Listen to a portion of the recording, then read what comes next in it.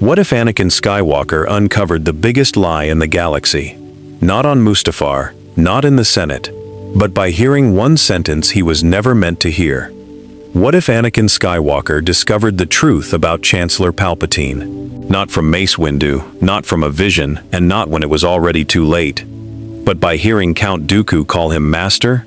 What if one hidden conversation, overheard at the wrong moment, shattered the Clone Wars from the inside, and stopped Darth Vader before he was ever born? Because in the galaxy we know, Anakin's fall came through fear, secrecy, and timing. But in this one, timing betrays the Sith. The Battle of Coruscant begins the same way it always does. The city planet glows beneath a sky full of fire. Republic cruisers burn in orbit. Separatist ships tear through defense lines. Sirens scream across the Senate district, while Chancellor Palpatine waits aboard General Grievous's flagship, a prisoner by design and a victor in secret. Everything is unfolding exactly as Darth Sidious planned. Anakin Skywalker and Obi-Wan Kenobi carve their way through the invisible hand with the confidence of men who have done the impossible together too many times to fear it now. Battle droids fall in pieces around them. Explosions shake the corridor walls. Smoke pours through torn bulkheads. And ahead of them lies the final stage of a script the Sith have spent years writing. Neither Jedi knows they are already walking into a lie. But in this timeline, one small delay changes everything. A blast door collapses between Obi-Wan and Anakin during the push toward the command deck. Obi-Wan is forced to cut through mangled durasteel from the far side, while Anakin takes a maintenance route that loops above the Chancellor's private holding chamber. It should only cost him a minute. Instead, it changes the galaxy. As Anakin moves through the dark upper passage, he hears voices below him. One is Palpatine's, smooth, calm, older than fear. The other makes him freeze where he stands. Count Dooku. For one confused instant, Anakin assumes the two men are speaking as captive and captor. It would explain nothing, but war rarely explains itself in clean ways. Then he hears the tone in Dooku's voice. Not threatening, not mocking, obedient. My master, the Jedi are nearly here. The words land like a blade, driven straight into Anakin's chest. He stops breathing. Below him, Palpatine answers in that same soft public voice Anakin has trusted for years, only now stripped of all warmth. Good, you will press Kenobi first, separate Skywalker from his balance, humiliate him, wound him if you must, but do not kill him unless I give the order. Anakin feels the world tilt under his feet. He does not need more explanation. He does not need to see Palpatine's face. In that instant, every strange look, every private conversation, every carefully planted doubt, every convenient political gain, every war decision that somehow strengthened the Chancellor's hand, all of it crashes together into one horrifying truth. Palpatine and Dooku are on the same side. The war is a fraud, and the man Anakin trusted most outside the Order is the architect of the galaxy's suffering. Below him, Dooku hesitates. There is something like bitterness in his voice now. And when Skywalker defeats me, Palpatine answers without pause, then your part in this story will be complete. Anakin's stomach turns cold. Even Dooku did not know. Even Dooku, the great Count of Sereno, the Separatist leader, the fallen Jedi, is just another disposable piece. The truth does not merely expose Palpatine, it reveals the entire war as a machine built on betrayal. Anakin wants to drop into the room immediately. He wants to ignite his blade, drag Palpatine out by the throat, and demand answers while the whole ship burns around them. But for once in his life, rage is not the thing that wins first. Shock does. And shock buys him clarity. He backs away from the vent in silence, just as footsteps approach from behind. Obi-Wan drops into the service passage, breathing hard after forcing his way through the jammed blast door. There you are. I was beginning to think you found a shortcut to the Chancellor without... He stops. Because Anakin's face has gone colorless. Obi-Wan lowers his voice immediately. Anakin, what happened? Anakin answers in a whisper that barely sounds human. He called him Master. At first, Obi-Wan thinks he misheard him. Then Anakin drags him to the vent and makes him listen. Below them, Dooku and Palpatine continue speaking in low, urgent tones. Dooku asks about the next stage of the war. Palpatine speaks of emergency powers, Jedi casualties, and the shape of a new order that will rise from fear. He refers to clones not as defenders of the Republic, but as assets. He refers to the Jedi not as allies, but as obstacles. By the time the conversation ends, Obi-Wan feels as if the floor has vanished beneath him. This is not corruption at the edge of the Senate. This is the center. The Chancellor is Sidious. The war is his creation. And Anakin is hearing it not as a distant theory, but as betrayal made audible. For several long seconds, neither Jedi speaks. Then Obi-Wan asks the only question that matters. Can you fight Dooku knowing this? Anakin's jaw tightens. Can you fight Palpatine? That is the moment their mission changes. They are no longer here simply to rescue the Chancellor. They are here to survive the truth. Obi-Wan thinks quickly. If they confront Palpatine too soon, Sidious will improvise. Men like that always do. If they continue the rescue exactly as planned, they can draw Dooku into open conflict, while keeping Palpatine exposed long enough to study his next move. So Obi-Wan does something dangerous. He tells Anakin to act normal. To say nothing. To let Dooku believe the script is still working. Anakin hates it instantly. Every instinct inside him screams to move now, to cut the lie open before it can breathe. But Obi-Wan forces him to see what matters. If Sidious senses they know the truth, he may trigger a contingency bigger than anything they can imagine. And that possibility terrifies Obi-Wan most of all. Because if Palpatine has been controlling the war from the shadows, then there must be other shadows still waiting. They enter the Chancellor's chamber minutes later exactly as history remembers. Palpatine appears frightened. Dooku appears ready. The Count ignites his crimson blade and steps into the center of the room with aristocratic confidence. Only now, Anakin sees something he never saw before. Not a noble enemy. Not even a powerful Sith. Just another man walking toward betrayal. The duel begins with precision and fury. Obi-Wan engages first. Dooku batters him back with his usual elegant brutality and sends him crashing against the wall. In another timeline, this was the moment the story narrowed to Anakin and his rage. But here, rage is different. It is cleaner.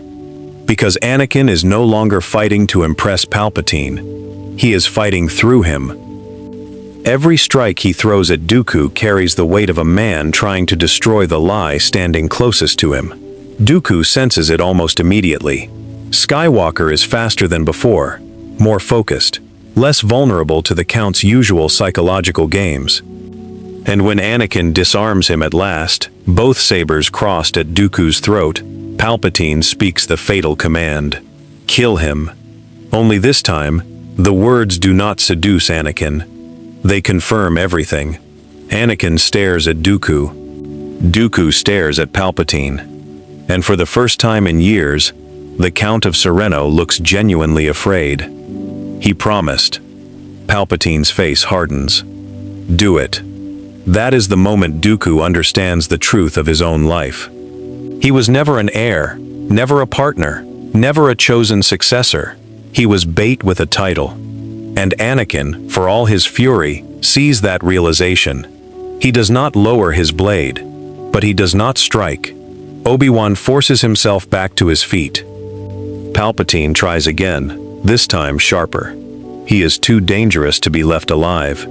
Anakin turns slowly toward him. So are you. The room goes silent. For one naked instant, the entire future hangs motionless. Palpatine's expression does not break completely, But something slips, a chill, a calculation, a predator realizing the prey has changed shape. Dooku moves first. Maybe it is self-preservation, maybe spite, maybe the final, bitter satisfaction of ruining Sidious's perfect script. Whatever the reason, Dooku hurls a burst of Force lightning not at Anakin or Obi-Wan, but at the Chancellor's restraints and the hidden control lines built into his chair. The chamber erupts. Palpatine throws off the performance immediately. Blue-white lightning explodes through the room. The observation windows crack. Droids ignite. The old man vanishes, and Darth Sidious stands in his place. Obi-Wan feels the truth of the dark side hit like physical pressure. Dooku does not bow. Not anymore. And for one impossible moment, Anakin Skywalker, Obi-Wan Kenobi, and Count Dooku stand in the same room, knowing they have all been used by the same monster. The fight that follows is not clean, it is not noble, it is survival. Sidious is not prepared to reveal himself here. Not yet. Not on this ship. Not before the Senate can be shaped to receive his next lie. He lashes out with murderous speed, trying to kill Dooku first and regain control over the only witness who can ruin him completely. Dooku fights like a cornered aristocrat, all precision and fury. Obi-Wan defends, redirecting the storm where he can. And Anakin, burning with betrayal, becomes the central pressure point of the room. He no longer sees Palpatine as mentor, chancellor, or father figure. He sees him for what he is, a thief wearing kindness. Sidious cannot dominate that emotion the way he once intended, and that weakens him. Still, he is too strong to contain for long.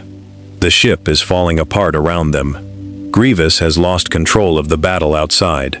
Republic fire tears through the flagship. Emergency sirens scream through every deck.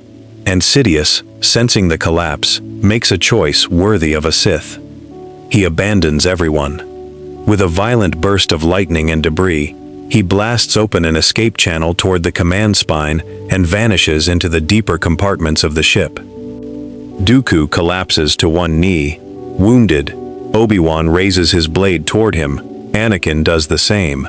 The Count looks between them and almost laughs. "You still think I am the greater problem?" Obi-Wan's answer is cold. "You are still a Sith."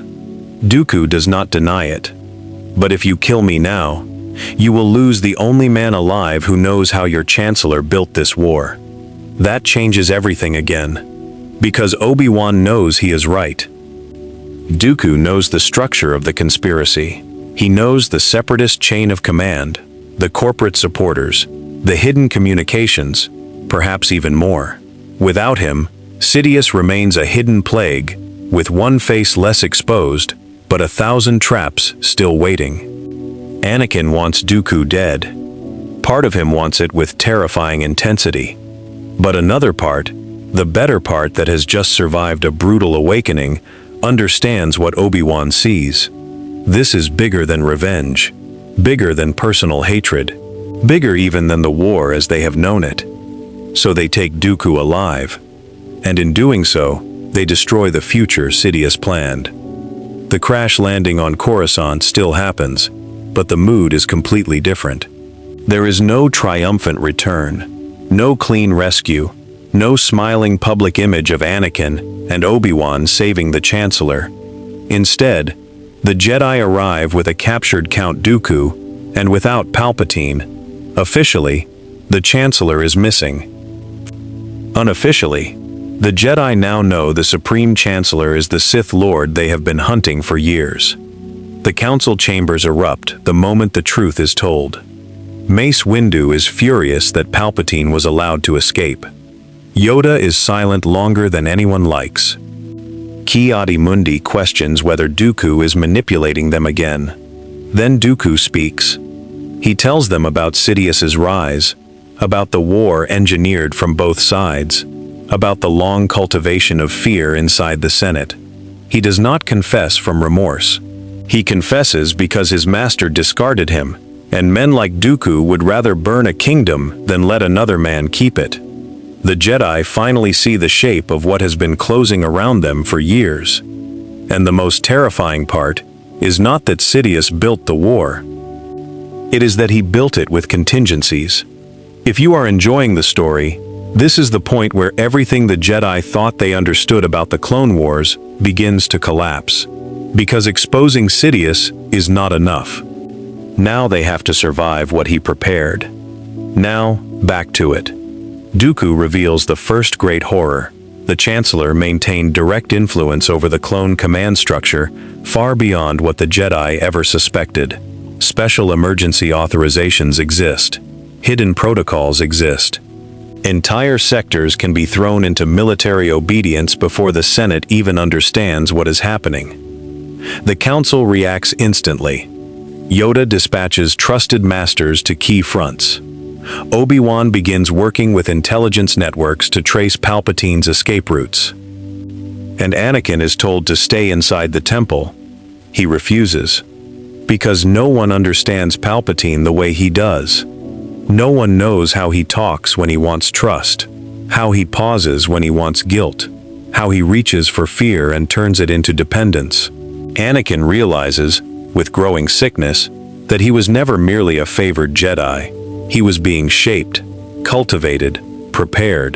The worst future in the galaxy almost had his name on it. Obi-Wan sees how dangerous that realization is. He stays close to Anakin, not as a commander, but as the one man who can keep him from turning hatred into recklessness. Together, they start hunting Sidious through the Undercity, the Senate archives, and the abandoned safe corridors beneath Coruscant. And what they find is worse than a bunker or hidden lair. They find absence. Palpatine has spent years building a government that can move without him. Riots begin on outer worlds within days. Emergency orders spread through clone battalions. Loyalist senators demand the Jedi explain how they lost the Chancellor. Corporate lobbies tied to the war effort begin destroying evidence. Separatist leadership fractures, with some worlds surrendering and others doubling down in panic. The Republic is not just threatened, it is disintegrating. This is exactly what Sidious wanted. A galaxy so unstable that any hand offering control would look like salvation. And then he makes his move. A hidden message is transmitted through select clone channels and Senate emergency relays. It is not full Order 66. Not yet. It is something smaller and more surgical. Authorized detention of Jedi commanders pending treason investigation, backed by fear, false evidence, and emergency law. Suddenly, masters on distant fronts are being arrested by the very soldiers they led. Some clones obey. Some hesitate. Some die in confusion. The Jedi are not wiped out, but trust between them and the army shatters overnight. The purge has begun in fragments. And if Sidious is not stopped now, fragments will become extermination. The final trail leads Anakin and Obi-Wan beneath the Senate district to an ancient sanctuary converted into a Sith redoubt. There, surrounded by crimson symbols older than the Republic itself, Darth Sidious waits. He is no longer hiding. He knows Dooku has spoken. He knows the Jedi understand enough to ruin him. And most of all, he knows Anakin did not fall. That enrages him more than defeat. He calls Anakin ungrateful, weak, confused. He says the Jedi would never have understood his greatness. He says only Sidious ever truly saw him. Anakin almost trembles hearing it, because part of him remembers wanting to believe that. Obi-Wan steps forward and says the one thing Anakin needs to hear. He only saw what he could use. That breaks the spell completely. The duel begins. Sidious fights like living hatred. His blade moves in arcs so fast they seem to bend the dark itself. Lightning shatters pillars, stone melts. The sanctuary becomes a storm of blue, red, and white fury.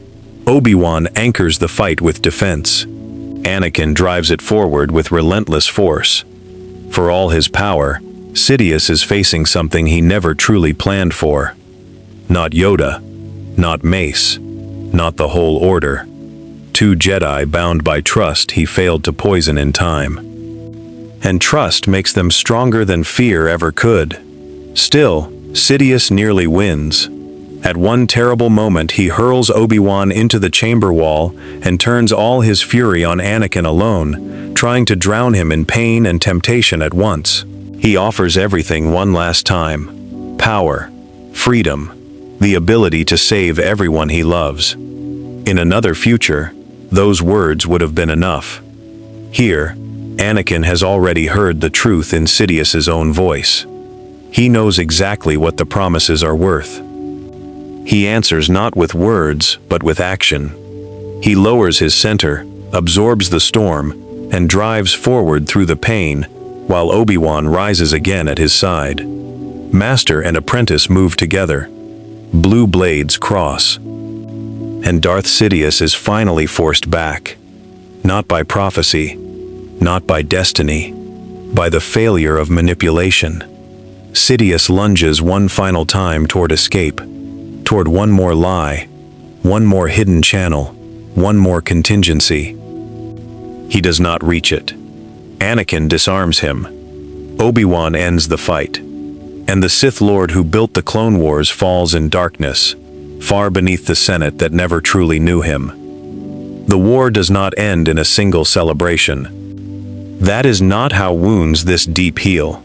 But without Sidious guiding it, the great machine begins to collapse. Separatist command fractures beyond repair. The Senate finally sees the cost of its own fear. Clone programming becomes the subject of investigations that shake the Republic to its foundation. The Jedi step away from military rule, unwilling to let themselves become instruments again. Dooku faces trial for his crimes, though history never fully agrees on whether he helped save the galaxy in the end, or merely tried to drag everyone down with him. Anakin emerges changed. Not because he became more powerful, because he became impossible to deceive in the same way twice. He still carries anger, he still carries grief.